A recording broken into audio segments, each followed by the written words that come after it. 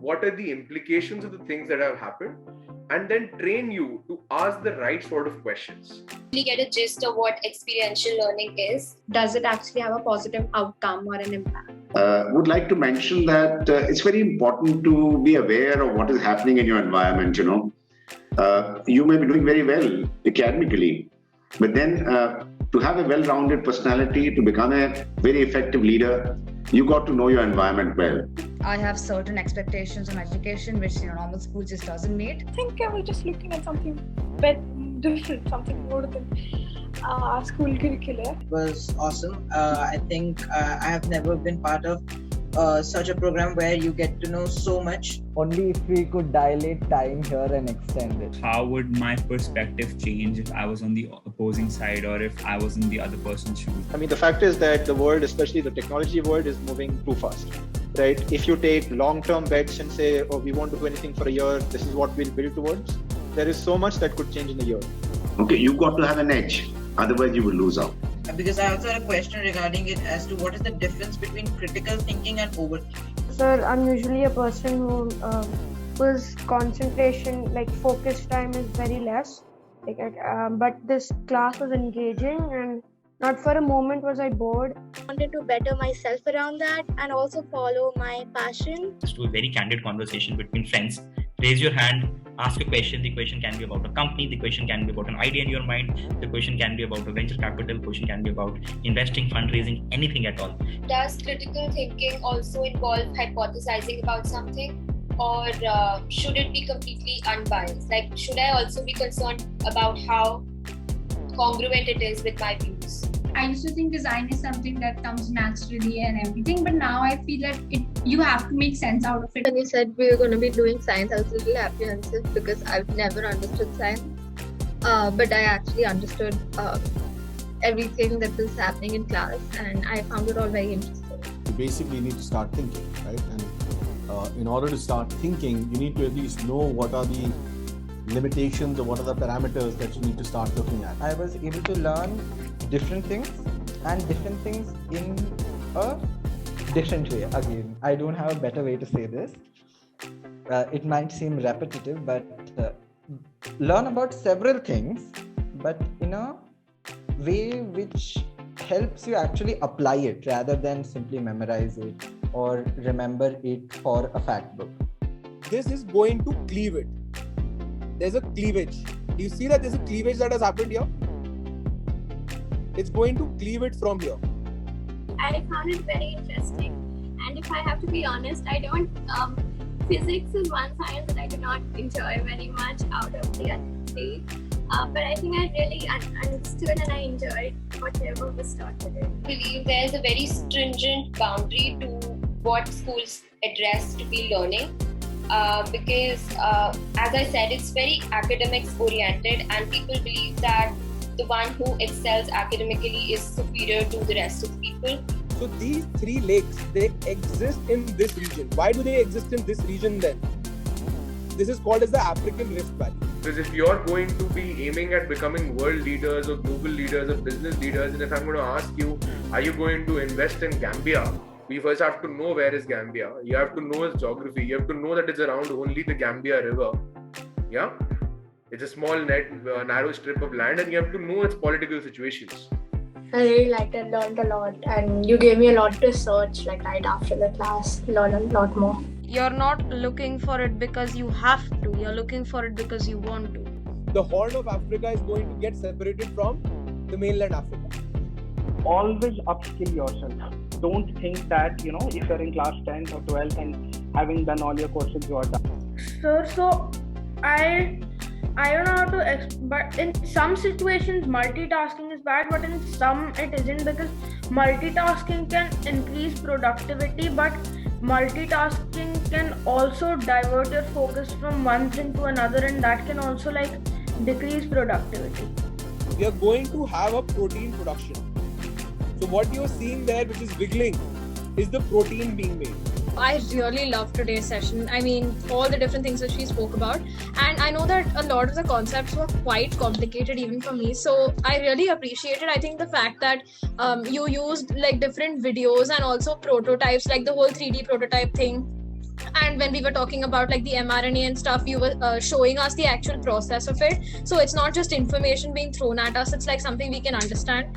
And it's so interesting. So this is probably going to be like the topic of our entire dinner time conversation today, where I'll be telling this to my family and stuff like that. So yeah, I really enjoyed it. It was really knowledge enhancing. I think it was really good to know new facts and learn new stuff. And I think it was really engaging as well. I did not get bored at all. If you're not updating yourself, see your standardized curriculum. Your curriculum is changed what? After, let's say, even if you're in ICSE, IB boards, it may be changed only after 2 years. The world is changing at a super fast pace. It's fast, so you have to be faster. I really enjoyed it. There have been other programs like this, but I have not personally liked them.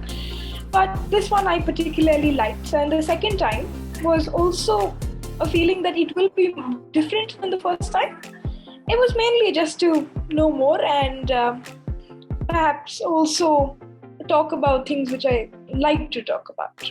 If you release them out into the wild, you could spread vaccines, which I just find absolutely ridiculous. So firstly, I would like to work for someone, get the experience required to perhaps eventually start a company of my own. I'm basically here because I've realized how little knowledge I have compared to what is available out in the world. And also because I wish to find one particular passion or something that drives me and something which I can work on more in future. I joined this program with the aim to better myself in whichever way possible. Especially I lack in the areas of geopolitics, economics. These are all foreign studies for me. So I intend to work on them and better myself in that sphere. Make sure that you're able to have meaningful conversations with somebody your age, somebody who's younger, and somebody who's older. Ideally, I would like to start my own business. I have always been the chatterbox. Even now, I am totally being the chatterbox. And it's just a place where I can talk and listen to other people talk. And that's kind of why I appreciate it. I don't mind working for someone my whole life, as long as my position of power increases. This is about the Nord Stream, the pipe. The Nord Stream pipe, who is this? Russia. Yes, he's the Russian, he's shirtless. No. He's Putin, Russian president. I see the metaverse as a possible alternate life, perhaps one which can in fact save us, which can save humanity. I felt particularly engaged. So who is he? Alexander Lukashenko, right? And what is he saying? Long live Belarus. And who is he standing on? A pile of people. Where are they standing? At a border. What border is it? The EU border. So this is Poland. And all of this is being supported by Russia right now. So of course, the metaverse as of now in the 4th generation industrial revolution does have the virtual reality power, but perhaps in the 5th or the 6th generations, I think what we can do is combining the brain downloading software which increase computing power and the metaverse to create an alternate earth which can perhaps save us from things like climate change, or even if not climate change, another world catastrophe which will eventually happen. So it's not just Didi, right? Alibaba. Jack Ma disappeared out of the face of the planet. Yeah, this was, I think, a tech company that fired 800 or so employees online, like on his own world. You have endless business models you can play with those audiences, right? And that's exactly what Cred is doing. I joined this program to basically to enhance my knowledge, and I think it has done that, and it has done even more. So I would love to do more like this. I think it's because these economies, they show a lot of promise. They show that they might be able to develop exponentially and become a superpower soon in the 21st century. Now, the tiger economies are going through a demographic pattern where you have the population generally in the younger profile age group of 20 to 30. If you go to countries like Philippines, Singapore, you go to Vietnam, they are very young people. India is 28, 29, their average age is around 24, 25. Africa has about 18, 19, but unfortunately Africa does not have resources to educate them, to impart them skills to contribute to the economy. I knew very little about geopolitics, and I learned a lot from this session. A role of Japanification, as they say, in Europe and possibly in India. And do you think it can possibly happen in India, perhaps in the next 50 years or so? It was pretty fun, because nowadays there's this big question of China everywhere and its influence and how it's trying to exert its influence on all these countries through the One Belt, One Road initiative or something like that it's called. Because until and unless you have constraints, you won't be realizing what you have to work with. You could say that I have all the resources in the world, and then I ask you to make something. Would you be creative? Yes, Khanak. So Khanak, yours is here. Yeah.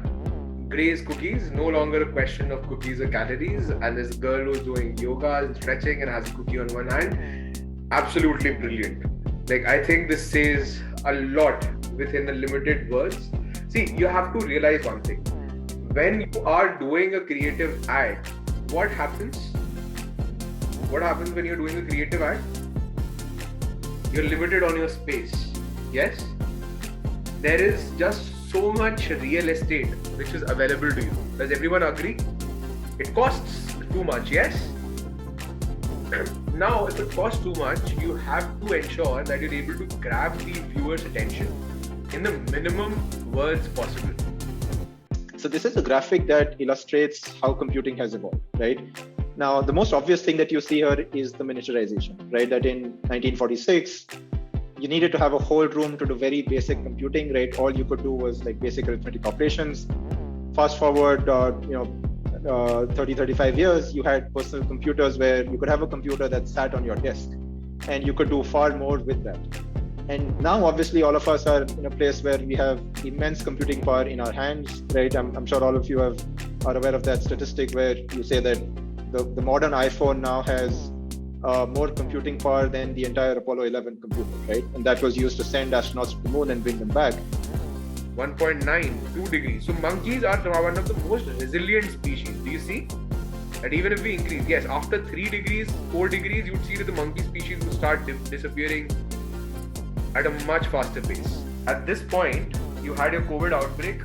There was this sudden deep dive, panic selling. This is called as panic selling. So what happens in a market which is falling and you have sudden fear, people try and sell. You know what? Let's get out. Everyone tries to get out, and then the price come to a level where there's going to be a huge demand again. When the prices of stocks and markets are very easily available, and see, we've spoken about this in the previous sessions as well, where we spoke about your technical analysis and so on and so forth. So at this point, people who have money, what are they going to do?